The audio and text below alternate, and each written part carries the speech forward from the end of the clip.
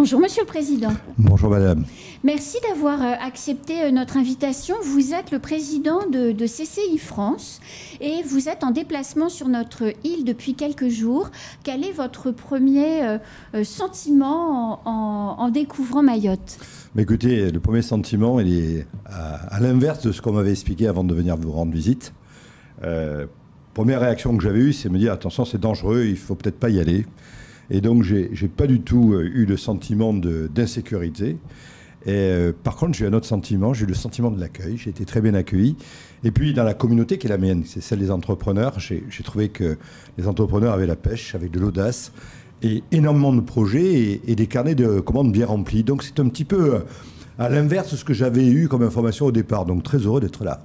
Alors, justement, votre déplacement, il a quel objectif? Vous êtes là pourquoi, en fait? Alors, on est ravis de vous recevoir. Ça, c'est gentil. Mais un président de CCI ne vient pas dans un département pour rien. Pas pour rien, mais je visite tous les départements. Voilà, parce que j'ai un engagement de campagne qui était bien sûr de visiter les territoires. Et puis après, j'ai une conviction qui m'amène dans l'action. La conviction, c'est que je ne crois pas à la macroéconomie. La macroéconomie n'existe plus. Ça veut dire, vu depuis 10 000 kilomètres, analyser des situations, prendre des positions, mettre en place des dispositifs, ça ne marche pas. Moi, je crois à l'économie des territoires, à la microéconomie. Ça veut dire qu'il faut intégrer toutes les économies locales pour trouver des solutions, les accélérer. C'est la somme de tout ça qui fait l'économie de la France. Et c'est cette économie sur laquelle on doit travailler. Voilà. Donc c'est assez naturel que de venir sur les territoires. Alors il y a Ali Hamid qui nous a rejoint. Bonjour monsieur. Bonjour madame. Vous allez bien? Très très bien. Bon. Eh bien écoutez, ça donne l'occasion justement, puisque vous parlez de microéconomie et que vous parlez de prendre le pouls en quelque sorte de ce qui se passe sur les territoires, comment vont nos entreprises mahoraises? Parce que côté CPME, on parle de beaucoup de faillites chaque mois, une situation difficile post-Covid. Comment vont les entreprises de la CCI? Alors je dirais que vous dire que les entreprises se portent bien, ce serait m'avancer très très vite, comme on dit en besogne. Vous aurez remarqué que nous avons quand même traversé une période très difficile. Bien sûr. De crise, de mouvements sociaux, crise, Covid. Et ensuite vient donc s'accrocher à cela la situation donc sécuritaire qui fait que, je peux vous dire, aucune entreprise aujourd'hui ne peut se targuer de n'avoir pas été un jour agressé, soit donc, le chef d'entreprise, soit physiquement, ou la structure elle-même cambriolée ou vandalisée. Autrement dit, donc, le chef d'entreprise, c'est quelqu'un d'optimiste quand même. Il faut. Les petites entreprises continuent à travailler et je pense que la situation va se stabiliser quand même. Les soubresauts, il y en a toujours eu dans l'histoire. Ça va se stabiliser et ça va se relancer. Alors justement, vous commencez votre mandat puisque les élections ont eu lieu l'année dernière au mois d'octobre, si je ne dis pas de bêtises. Vous commencez donc votre mandat. Votre politique pour les départements d'outre-mer, ça va être quoi, Monsieur Di Crescenzo? Alors, premièrement, c'est les visiter pour les comprendre, après les soutenir, sur ce qui fait à la fois leur force et un peu les faiblesses. Allez, quand j'écoute le président, moi quand je compare donc Mayotte par rapport au reste de la France, je dis il y a de sacrées opportunités. 7% de croissance en moyenne. C'est 3 fois ce qu'on voit sur le reste de la France. D'accord? Deuxièmement, des projets. Vous parlez du plan de convergence, 1,6 milliard d'euros d'investissement. C'est des projets qui est terminé, mais c'est des projets aujourd'hui. Les projets ne sont pas tous terminés. Ah non, ils sont en cours, oui. Et derrière ça, donc, je vois des problématiques comme les taux de chômage importants qui peuvent être des opportunités. Et quand je parle aux entrepreneurs, en dehors des problèmes de sécurité dont tu as parlé, le problème c'est le recrutement, les compétences. Et voilà un vrai sujet, un sujet de fond, qui est un sujet national, c'est même un sujet international, mais encore plus ici, c'est comment faire pour développer des compétences. Et ça tombe bien parce que vous savez que les chambres de commerce forment 400 000 personnes chaque année. 400 000 personnes que nous formons, 110 000 apprentis. Je crois qu'on a une place extraordinaire à Mayotte pour accélérer l'apprentissage. L'apprentissage à la fois infra-bac et bien sûr après-bac. Infrabac, ça veut dire quoi? Jusqu'au bac. D'accord. Donc c'est les BEP, les CAP, ce genre de choses. Et après, dans l'enseignement supérieur, pourquoi? Parce qu'on veut retenir nos talents. Pour les retenir, il faut d'abord les former, leur trouver du job. Voilà. Donc la grande problématique que j'ai vue et que tout le monde m'a déclaré, c'est je ne trouve pas de compétences qui me permettent aujourd'hui d'assurer les commandes que j'ai. Alors vous avez parlé du contrat de convergence et de transition écologique dont la nouvelle mouture va être en cours de préparation là dans les prochains mois et pour être signée d'ici l'été si je ne dis pas de bêtises. En revanche, à côté de ça, il y a les fonds européens que les entreprises peuvent capter. Alors on sait que sur le FEDER CTE qui s'est achevé fin 2020, pas beaucoup d'entreprises privées ont réussi à émarger et à aller chercher des subventions européennes. Et quand vous discutez avec les chefs d'entreprise, ils vous parlent des difficultés de préfinancement et du manque de soutien des banques, de l'impossibilité de se faire préfinancer quand on est une entreprise privée auprès de l'AFD, de la BPI sur des fonds européens. Comment faire pour améliorer cette situation qui permettrait aux entreprises d'investir, de se développer et de financer leurs investissements? Alors, moi, dans le monde dans lequel je viens, qui est un monde, j'ai dirigé pendant un certain nombre d'années une société cotée en bourse, une ETI cotée en bourse, j'ai jamais été gêné par le problème d'argent. On est plutôt gêné par le problème de projet, de formalisation. Donc, la première chose qu'il faut faire, à mon sens, c'est de les aider à monter les projets. Et c'est là qu'on a véritablement une carte à jouer, c'est qu'on monte énormément de dossiers, de diagnostics, par exemple d'entreprise, de business plans qui permettent après de lever des fonds. J'étais avec le patron de la BPI, Nicolas Dufourcq, il y a 2 jours à Paris. Donc on a décidé de se rapprocher pour essayer de voir comment, y compris avec des prêts qui sont exclusivement sur Internet. On monte les dossiers sur Internet qui vont jusqu'à 70 000 €, si je ne me trompe pas.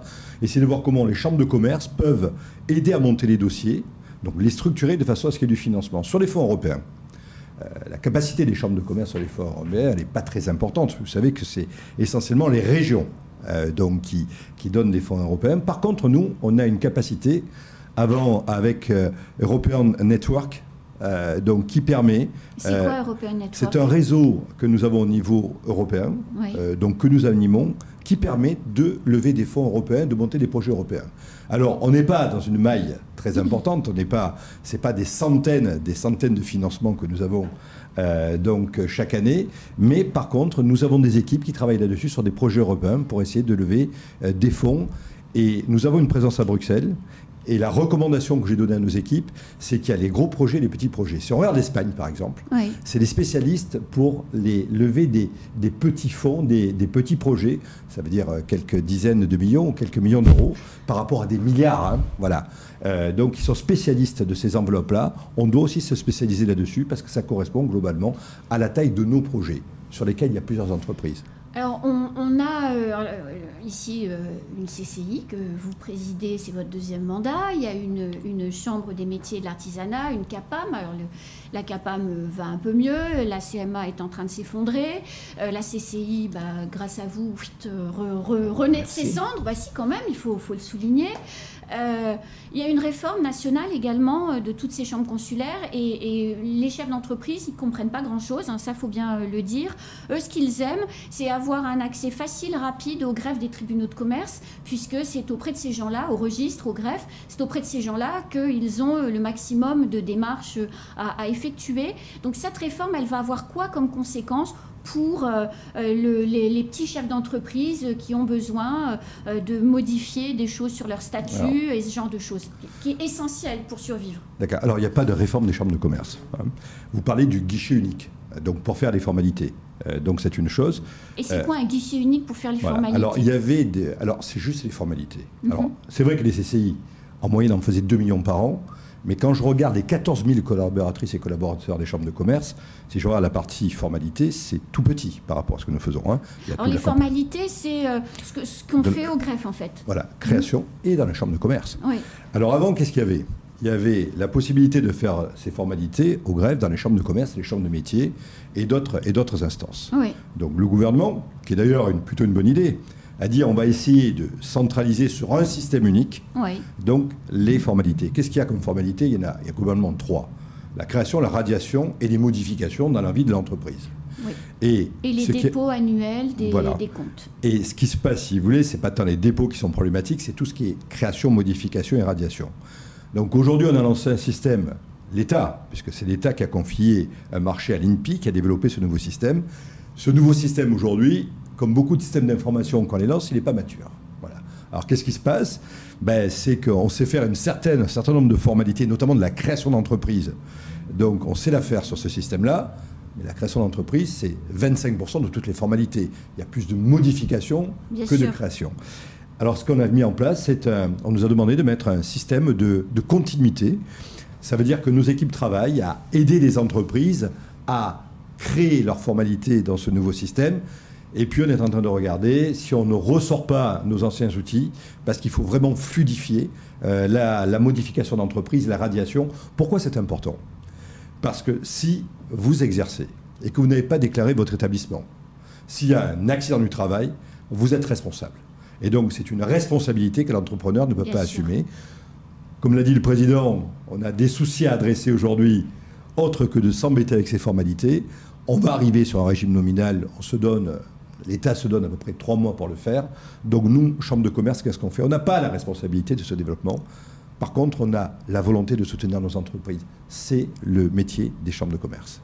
Alors à Mayotte, aujourd'hui, un chef d'entreprise qui veut faire des modifications, qui veut créer, qui veut liquider, radier, en tout cas les démarches qu'il y a à faire, il fait comment aujourd'hui? C'est quoi la règle? On vient là, à la CCI, on va plutôt au greffe du tribunal de commerce à Kaweni, comment on fait? Merci pour cette question. Je pense que... elle est toute simple. Lors de la création, on s'est rapproché donc de la Chambre de commerce, au CFE, Centre de formalité des entreprises. Qui est où aujourd'hui? Qui est à la maison de l'entreprise, la MDE. Alors, ça commence là. Autrement dit, si ça doit finir là. D'accord. Donc, tout ce qui est modif également, vous pouvez passer donc, au centre de formalité des entreprises. On va vous accompagner. Parce que ce n'est pas tous les chambres d'entreprise, notamment les petites entreprises qui arrivent à maîtriser toutes les dédales donc, de la procédure. Donc, il y a une équipe qui est là, qui accompagne, qui écoute, qui accompagne donc le futur chef d'entreprise ou celui qui veut arrêter ou modifier jusqu'à ce que le dossier arrive à sa finalisation. L'erreur que souvent font les gens, c'est qu'ils essaient de monter ça tout seul ou de voir des gens à côté, de les aider à le faire, on leur prend de l'argent. Parce qu'on sait que ça peut être l'enfer. Alors que s'ils vont à la chambre de commerce, il y a des gens qui sont là, qui sont payés. Leur rôle, c'est justement d'accompagner les gens qui ne savent pas lire, qui veulent monter à une entreprise, les gens qui ne comprennent pas comment ça se passe. Jusqu'à ce que... Et ça ne coûte pas grand-chose. Hein. Souvent, les gens ils croient que c'est des sommes énormes. Non. Parce qu'il faut aussi accepter qu'on ne travaille pas gratuitement. Hein, alors, quelqu'un qui a déjà ses statuts écrits, qui a déjà déposé son capital dans sa banque, enfin tout est prêt, il vient aussi au CFE ou il va directement au greffe du tribunal? De toute façon, son dossier, s'il passe par nous, il sera transmis donc au greffe. D'accord. Et après, le greffe prend la main. Bien sûr. Alors, le problème là-bas, c'est qu'il y a parfois une montagne donc, de dossiers avec peu donc, de gens qui exploitent ces dossiers. Du coup, ça peut prendre du délai, temps. Voilà. Ok. Vous êtes là jusqu'à quand, monsieur? Alors, je suis là jusqu'à demain et après, je vais sur la Réunion. Et votre agenda, aujourd'hui et demain, vous allez rencontrer qui? Faire quoi? Découvrir quoi? Alors, toujours les entreprises. J'imagine bien. Hier, j'espère que vous aurez un peu de temps quand même pour aller voir le lagon comme il est beau. Et je pense que demain, je vais pouvoir le faire. Mais c'est essentiel. Pour se dire que Mayotte est génial et que je veux revenir, il faut aller voir un peu le lagon. J'irai voir le lagon demain, je crois que c'est le cas. Aujourd'hui, on a une opération très importante puisqu'en dehors des vœux de la Chambre de commerce, on va inaugurer un centre de formation. C'est en ligne directe avec ce qu'on disait, l'importance de la formation. Et puis surtout, on se nourrit du terrain. Donc moi, je veux rencontrer les entrepreneurs, les entreprises. Vous m'avez posé une question, madame, c'est qu'est-ce que vous faites pour les départements d'outre-mer? Qu'est-ce que vous faites pour Mayotte au niveau de CCI France? En dehors de mettre toutes les procédures que nous avons à disposition, moi, j'ai voté une distribution de la taxe pour frais de chambre. 505 taxes pour frais de chambre, ce que je reverse comme argent au CCI pour faire leur métier de service public. Je reverse 505 millions d'euros. Une quote-part va sur les CCI d'outre-mer, ultramarines. Dont celle de Mayotte. Dont celle de Mayotte. Et j'ai changé la répartition. Il y avait une répartition qui était plutôt basée sur le poids économique. Mais quand on se base sur le poids économique, on oublie les territoires en accélération. Nous avons un territoire en accélération et la répartition est la suivante. 30% sur le poids économique au lieu de 80% ce qui était prévu. 30% sur un poids historique. 30% sur la performance et 30% sur les décisions et 10% sur les décisions de CCI France et la péréquation. Ça veut dire qu'aujourd'hui, avec le soutien additionnel que l'on donne, avec un minimum à 1,1 million, quelle que soit la CCI, qui n'existait pas avant, donc je pense qu'on répond à une demande économique déjà, mais au-delà de ça, c'est toute la logistique qu'on peut mettre en place pour soutenir nos chambres et la présence qu'on peut avoir. Et donc, ces 1,1 million minimum permettent à la CCI de Mayotte de financer les études, de financer les salons, de financer tout ce qui permet le développement économique de notre département, et qui est porté évidemment par la Chambre de commerce. Alors, ce 1,1 million, c'est l'activité des services publics. C'est tout ce qui est gratuit. Quand on parlait d'aider les entreprises pour faire des formalités, quand on va venir faire un diagnostic autour de l'énergie, autour du développement durable, ce qui permet de faire ce service public. Après, il y a des services qui sont commercialisés. La formation est payante parce qu'on est dans le domaine marchand. Mais ce 1,1 million, c'est le socle de base pour faire vivre un établissement que j'aime beaucoup, qui s'appelle Chambre de commerce, qui est un établissement public dirigé par des chefs d'entreprise. En tout cas, ça se sent que vous aimez ça, hein. C'est communicatif. Merci. Merci beaucoup. Merci à vous. C'est la fin de ce temps de parole. Monsieur Ali Hamid, revenez quand vous voulez. Merci. Merci. Et tout de suite, écoutez la suite de nos programmes.